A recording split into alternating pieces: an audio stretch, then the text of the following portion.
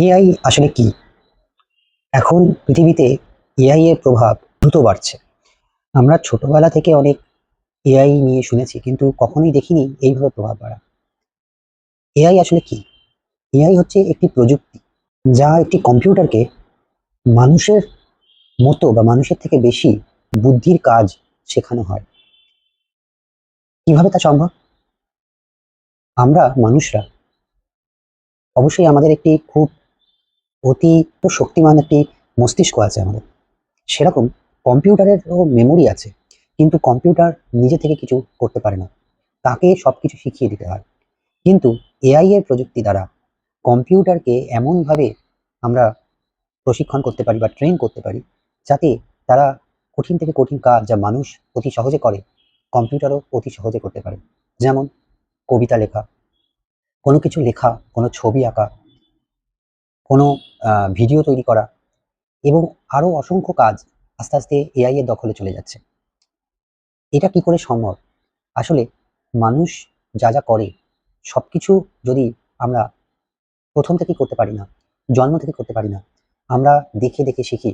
সেরকম কম্পিউটারকেও মানুষের মানুষ সারা জীবন যা দেখে, দেখে শেখে, কম্পিউটারকে কয়েক মাসের মধ্যে এইসব জিনিসপত্র আমরা যা বই পড়ি, আমরা যা পাঠ্যপুস্তক পড়ি, এগুলো কম্পিউটারে কয়েক মাসের মধ্যে কম্পিউটারকে এগুলো শিখিয়ে দেওয়া যায়। আধুনিক এআই এর সবথেকে জনপ্রিয় উদাহরণ হলো ওপেনএআই চ্যাটজিপিটি। এটি লার্জ ল্যাঙ্গুয়েজ মডেল বলে পরিচিত, যাকে আমরা বলি এলএলএম। এই ধরনের এআই বিপুল পরিমাণ লেখা পড়ে এবং নিজেদেরকে প্রশিক্ষণ করে এবং অবশেষে তারা একের পর এক শব্দ অনুমান করে সাজিয়ে দিতে পারে। আমরা যদি এই মডেলকে একটি প্রশ্ন করি, সেই প্রশ্নের উত্তর অতি সহজেই সে দিতে পারে। তার কারণ তার যে বিপুল পরিমাণ প্রশিক্ষণ দেওয়া হয়েছে, সেখান থেকে সেই প্রযুক্তির দ্বারা সে অনুমান করতে পারে যে এটির উত্তর কি হবে। এবং শুধুমাত্র তাই নয়, এটি এই ধরনের প্রযুক্তি অনেক সমস্যার সমাধানও করতে পারে। যেমন ইদানিংকালে ডিপ মাইন্ড বলে একটি এআই কোম্পানি, তারা তারা প্রোটিনের যে আকার সেটি সহজেই এআই কে দ্বারা বিশ্লেষণ করেছে, যেটি বিশ্লেষণ করতে একটি মানুষের প্রায় বছরখানেক লেগে যায়। এবং তারা প্রোটিনের যত প্রোটিন রয়েছে প্রত্যেকটি প্রোটিনের আকার বিশ্লেষণ করেছে এবং করে সেটা জনমানবের জন্য ছেড়ে দিয়েছে, যার ফলে ডিপ মাইন্ডের যে যিনি স্রষ্টা তিনি নোবেল পুরস্কার পেয়েছেন। আজ এআই সর্বত্র ছড়িয়ে গেছে। গুগল এনেছে জেমিনি, মেটা এনেছে লামা মডেল এবং অ্যানথ্রোপিক এআই বলে একটি সংস্থা অ্যানথ্রোপিক এআই এনেছে। তবে অনেক বিশেষজ্ঞরা সতর্ক বানিয়ে দিচ্ছে, কারণ এআই মানুষের মতো কাজ করতে পারে বটে, মানুষের মতো বুদ্ধি রাখতে পারে বটে, কিন্তু মানুষের মতো অনুভূতি এআই এর মধ্যে নেই এবং তা আশা কোনো মতেই সম্ভব নয়। এবং দেখা গেছে যে এআই আত্মবিশ্বাসের সাথে ভুল উত্তরও দিতে পারে, যা মানুষও করে থাকে। এবার বলি এআই এর কিছু উপকারিতা। যে কোনো প্রযুক্তির মতোই এআই প্রযুক্তিও মানব সভ্যতার জন্য অনেক উপকারে আসতে পারে। যেমন এআই আমাদের মানুষের জীবনের অনেক সময় বাঁচাতে পারে। যেমন একটি ইমেল দ্রুতভাবে লিখে দিতে পারে। আহ, সাধারণত যে কোনো সাধারণ মানুষের একটি ভালো ইমেল লিখতে প্রচুর সময় নষ্ট হয়, সেরকম একটি ভালো রিপোর্ট জেনারেট করতে পারে। অনেক কাজ যা করতে আমাদের অনেক সময় লাগে, কারণ আমরা অনেক তাড়াতাড়ি করতে পারি না, আমাদের মস্তিষ্কে অনেক সময় লাগে। যেমন আহ, ঘর পরিষ্কার করা বা সেলাই করা, এমন অনেক কাজ, সেগুলো এআই এর দ্বারা খুব দ্রুতভাবে সম্পন্ন করা সম্ভব হয়। এমনকি এআই কে কৃষিকার্যেও লাগানো যেতে পারে। কৃষিকার্যে এমন রোবট লাগানো যেতে পারে যা কৃষকদের অনেক কঠিন থেকে কঠিনতম কাজ সহজে করতে পারে। এআই তে আমাদের অনেক ভুল হওয়ার সম্ভাবনাও কমায়। যেরকম আমরা এককালে ক্যালকুলেটর ইউজ করতাম যাতে আমাদের হিসেব করতে ভুল না হয়, সেরকম এআই অনেক কঠিন থেকে কঠিন হিসেব নির্ভুল করে দিতে পারে। এআই অনেক সময় ভালো সিদ্ধান্ত নিতে সাহায্য করে। অবশ্যই এআই এর উপর পুরোপুরি ভরসা করা ঠিক নয়, কারণ এআই অনেক সময় ভুল ভুল উত্তরও দিতে পারে বা আপনাকে ভুল দিকে নির্ধারিত করতে পারে। শেষ জাজমেন্টটা মানুষেরই হওয়া উচিত। কিন্তু এআই লিস্ট আমাদের সিদ্ধান্ত নিতে অনেক সাহায্য করে, কারণ এআই এর কাছে একটি বিশাল ডেটার সমাহার আছে, যা মানুষের কাছে নেই। আর এআই খুব সহজেই সেই ডেটা কাজে লাগিয়ে আপনাকে সঠিক সিদ্ধান্ত নিতে সাহায্য করতে পারে। এআই দিনরাত কাজ করতে পারে। মানুষের ছুটি দরকার, এআই এর ছুটি দরকার হয় না। এটি অবশ্য একটি সমস্যার কারণও বটে। কারণ এখন অনেক মানুষ যারা বিভিন্ন কর্মসংস্থান করে, বিভিন্ন জায়গায় কাজ করে, তাদের কাজ এআই নিয়ে নিতে পারে। কারণ এআই সারাক্ষণ কাজ করবে কিন্তু মানুষের ছুটি দরকার পড়বে। কিন্তু সেইসব মানুষকে যদি কোনো একটা পরিবর্তিত কাজ করবার ট্রেনিং দেওয়া হয়, তাহলে সমস্যা সেই সমস্যা থেকে মুক্তি পাওয়া যেতে পারে। সবথেকে বড় বিষয় হলো এআই স্বাস্থ্য এবং বিজ্ঞানে কাজে লাগানো যেতে পারে। অনেক বৈজ্ঞানিকরা বহু বছর তপস্যা করে কোনো একটি জিনিস আবিষ্কার করে বা কোনো একটি ওষুধ আবিষ্কার করে, যা এআই খুব সহজে করতে পারে বা করতে সাহায্য করতে পারে।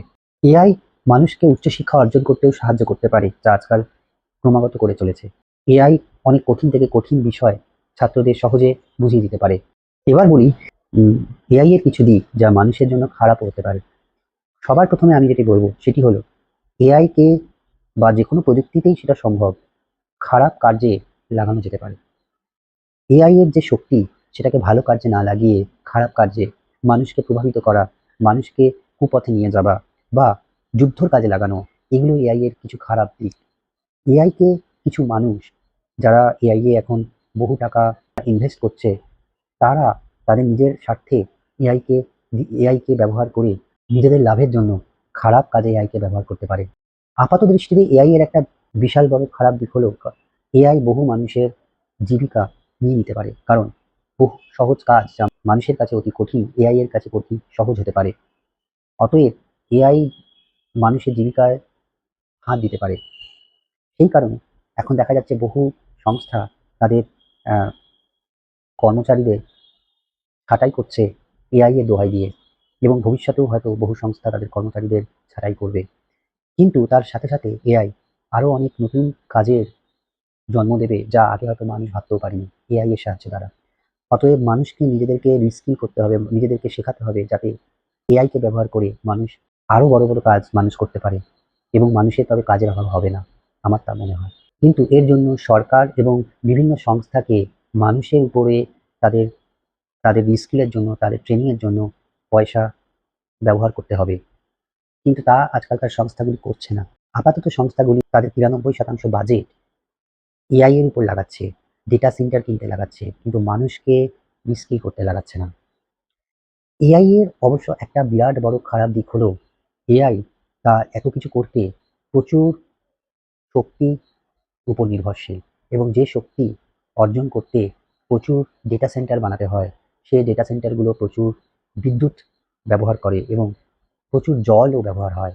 যার ফলে এআই যদি ক্রমাগত বেড়ে চলে তাহলে, এবং বহু জায়গায় এআই যদি ব্যবহৃত হয়, তাহলে ডেটা সেন্টারগুলি বেড়ে যাবে এবং মানুষের জল সংকট এবং বিদ্যুৎ সংকট বাড়তে পারে। কিন্তু এটারও হয়তো কোনো সমাধান বৈজ্ঞানিকরা বার করে ফেলবে। যেরকম ইদানিংকালে ক্যামব্রিজে মেমোরি স্টার বলে একটি প্রযুক্তি বার করেছে, যেটি কিনা এমন একটি পদার্থ দিয়ে তৈরি যা খুব কম বিদ্যুতের দ্বারা এআই এর কাজ সম্পন্ন করতে পারে। অতএব এর সমাধানও বৈজ্ঞানিকরা হয়তো বার করে ফেলবেন। এবং কিছু কিছু ক্ষেত্রে আমার মনে হয় এআই এর ব্যবহার করা একেবারেই ঠিক নয়। যেরকম যেসব ক্ষেত্রে একটা মানুষের সঙ্গে মানুষের সম্পর্ক স্থাপন হয়, যেরকম একটি ডাক্তারের সঙ্গে তার রোগীর যে সম্পর্ক, বিশেষ করে আমাদের যে মানুষের সঙ্গে মানুষের যে সম্পর্ক, সেখানে এআই এর ব্যবহার করা একেবারেই উচিত নয়। কারণ মানুষ যতদিন যাচ্ছে একে অপরের থেকে দূরে সরে যাচ্ছে প্রযুক্তির জন্য, এবং এআই যাতে সেটা না করে সেটা আমাদের সকলের দেখা উচিত। অবশ্যই আমাদের এআই ব্যবহার করা উচিত, শেখা উচিত এবং নিজেদেরকে আপগ্রেড করা উচিত। কিন্তু এটাও দেখা উচিত যাতে মানুষ তার নিজস্বতা হারিয়ে না ফেলে। মানুষের মধ্যে যে একটা মানবিক দিক আছে, সেটা যেন মানুষ এআই এর বা প্রযুক্তির জন্য হারিয়ে না ফেলে।